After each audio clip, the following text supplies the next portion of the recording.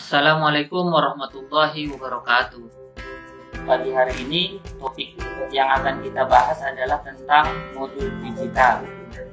Pertama, mari kita samakan dulu persepsi kita apa yang dimaksud dengan modul digital.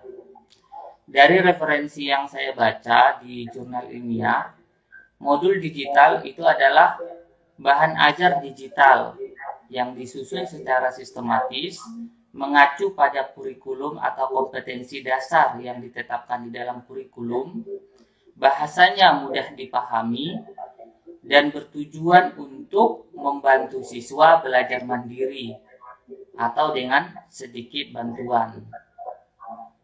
Kenapa bentuknya harus digital?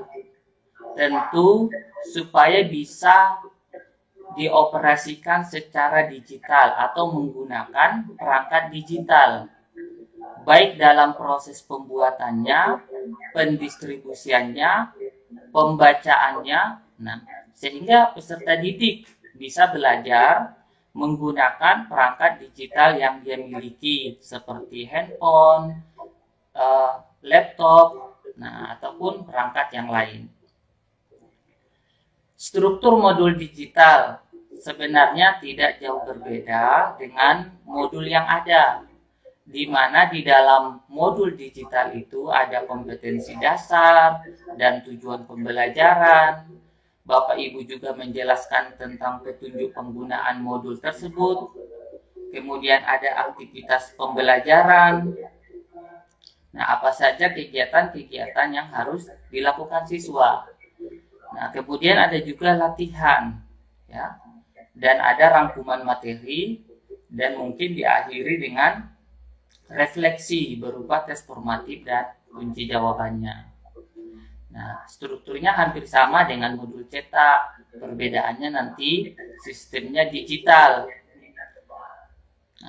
Contoh e-modul yang saya lihat di website dit.smpkemdikbud.co.id. Itu ada beberapa modul PJJ, pembelajaran jarak jauh, yang bisa Bapak Ibu download ya untuk melihat desain dan isi modul untuk mata pelajaran SMP. Itu mungkin bisa jadi inspirasi atau referensi dalam mengembangkan materi ataupun desain dari modul digital yang akan kita kembangkan. Oke. Jadi di dalam website ini ada banyak sekali modul PDF yang bisa di-download dan bisa dijadikan sebagai referensi untuk mengembangkan modul digital. Apa saja ciri modul digital sehingga dia berbeda dengan modul yang Bapak Ibu buat mungkin pernah dalam bentuk cetak atau dalam bentuk PDF. Bedanya, modul digital bisa menampilkan audio dan video. Ya, kalau modul PDF kan hanya bisa menampilkan teks dan gambar saja. Jadi kelebihannya modul digital ini, Bapak Ibu bisa menambahkan audio, gambar bergerak, ataupun video. Kemudian modul digital ini juga bisa menampilkan fitur interaktif seperti tombol, kuis, yang disertai dengan kunci jawabannya atau latihan-latihan yang interaktif ya, disertai dengan umpan balik. Jadi alat interaktivitas yang ada di dalam modul digital ini bisa digunakan sebagai umpan balik yang dapat mendorong partisipasi siswa di dalam proses belajar secara mandiri. Kemudian karena modul ini dalam bentuk digital, jadi modul digital ini juga bisa diintegrasikan dengan learning management system atau e-learning yang ada di SMP Al-Mazaya atau di SMK Al-Mazaya. Jadi Bapak Ibu setelah selesai membuat modul digitalnya, modul itu bisa diupload di e-learning sehingga para peserta didik bisa mengakses modul itu menggunakan handphonenya atau laptopnya dan belajar melalui modul itu. Dan jika di dalam modul itu ada kuis, ada bahan-bahan latihan, nanti nilainya bisa langsung tersimpan di dalam sistem penilaian e-learning tersebut. Jadi langsung terkoneksi.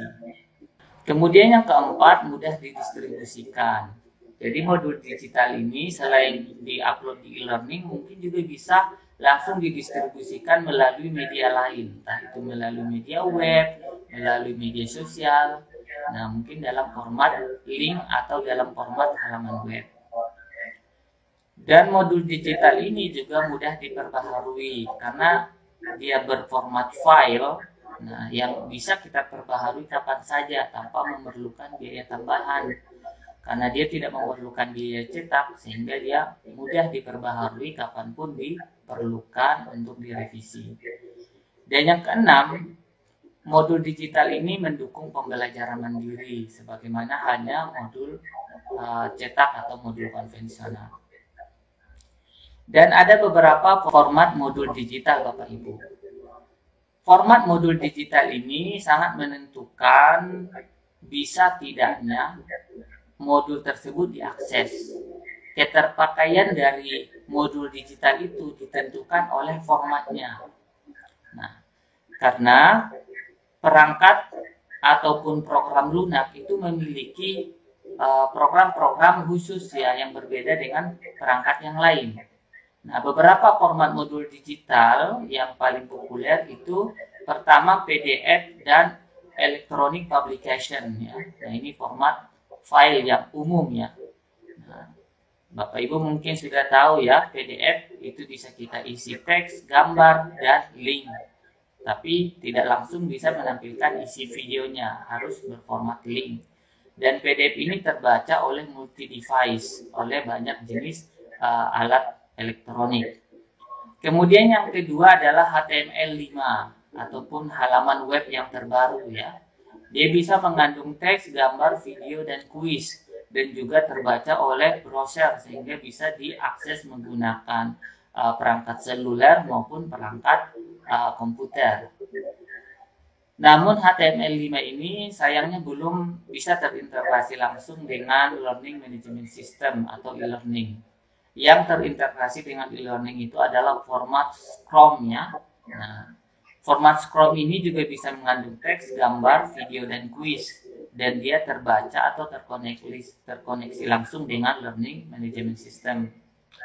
Dan yang keempat adalah H5P atau HTML5 package ya. Dia bisa mengandung teks, gambar, video, dan kuis, dan juga bisa terbaca oleh Learning Management System. Ini adalah format terbaru di dalam modul digital ya, di dalam instructional material secara online ya. Nah, ini beberapa format modul digital. Mungkin ada format lain seperti misalnya iBook ya, itu khusus bagi pengguna komputer keluaran Apple. Nah, itu nggak saya jelaskan, mungkin masih jarang yang menggunakannya. Nah, kemudian apa saja standar modul digital yang baik? Seperti apa ciri-ciri modul digital yang baik itu? Di sini saya merangkum 8 komponen ya yang bisa dijadikan sebagai standar. Pertama, sesuai dengan tujuan pembelajaran. Nah, jadi modul digital itu harus mengacu kepada kompetensi dasar yang ada di dalam kurikulum ataupun tujuan pembelajaran yang dikembangkan. Kemudian yang kedua, menggunakan sumber yang akurat. Jadi konsep materi yang dijelaskan di dalam modul digital itu harus menggunakan referensi yang valid ya, yang terbaru. Nah, kemudian yang ketiga, memiliki bahan-bahan yang berkualitas. Nah, baik itu bahan berupa gambar ataupun video, itu harus diperhatikan kualitasnya, resolusinya, tampilannya jelas gitu ya, nah tidak buram. Kemudian yang keempat, tidak melanggar hak cipta. Ketika Bapak Ibu misalnya menggunakan atau mengutip teks atau mengambil gambar dari internet ataupun mengambil suara dari internet ataupun mengambil video dari internet, pastikan Bapak Ibu tidak melakukan pelanggaran hak cipta karena bahan-bahan digital yang ada di internet itu sebagiannya memiliki hak cipta. Kemudian yang kelima, kualitas bahasa baik ya, sesuai tata bahasa Indonesia yang baik ya. Nah, struktur kalimatnya baik ya, penggunaan pemilihan kosakatanya tepat ya. Nah, ini kemudian yang keenam, tepat dalam menggunakan layout dan spasi. Nah, supaya apa? Supaya nyaman dibaca, supaya menarik ya, enak di mata. Nah, jadi tata letak, pengaturan spasi itu diperhatikan. Nah, harus mengikuti alur mata ya. Nah, supaya langsung mudah dipahami. Kemudian yang ketujuh, teknik penyajian logis dan jelas. Ya, harus runtut dalam menyajikannya, logis misalnya dalam menggunakan sebuah sistematika atau alur logika yang benar. Misalnya dari pengenalan konsep, kemudian disusul dengan pendalaman, kemudian latihan misalnya. Dan penyajiannya juga harus jelas ya, kontekstual, konkret ya. Nah, kenapa? Karena modul ini akan digunakan siswa secara mandiri ya, untuk belajar mandiri, bukan untuk dipresentasikan. Jadi isinya harus disajikan secara jelas. Kemudian yang kedelapan, tersedia umpan balik. Nah, itu beberapa standarnya. Apa saja alat kerja yang bisa kita gunakan untuk membuat modul digital ini? Nah, ada banyak sekali beberapa program yang bisa kita gunakan Bapak Ibu, dan sebagian program itu berbayar dan ada juga yang gratis ya. Nah, di sini saya mengambil 3 program yang populer. Nah, yang pertama adalah Ispiring. Nah, Ispiring ini adalah salah satu program yang bisa digunakan untuk membuat modul digital. Dan kenapa saya memilih Ispiring ini? Karena mudah digunakan. Kemudian yang kedua, dia memiliki versi gratis dan versi berbayar. Jadi Bapak Ibu bisa langsung menggunakan yang versi gratis. Nah, kalau misalnya ingin mendapatkan fitur yang lebih lengkap, bisa juga menggunakan versi yang berbayar. Dan dia bisa menghasilkan modul digital dalam format video, HTML5 dan Scrum, sehingga bisa diupload di e-learning. Modul digital yang dihasilkan dengan Ispiring bisa langsung diupload di e-learning Almajaya. Nah, program ini bisa di-download melalui website resminya di www.ispiringsolution.com ya. Dan program yang kedua adalah program Lumi. Nah, ini juga program yang benar-benar gratis tetapi memiliki fitur yang sangat lengkap. Nah, dia bisa menghasilkan modul digital dalam format HTML H5P ya, atau HTML5 package, Scrum dan HTML. Dan bahkan program ini bisa Bapak Ibu gunakan untuk membuat aplikasi Android ya. Nah, program ini bisa di-download di website resminya Lumi.education.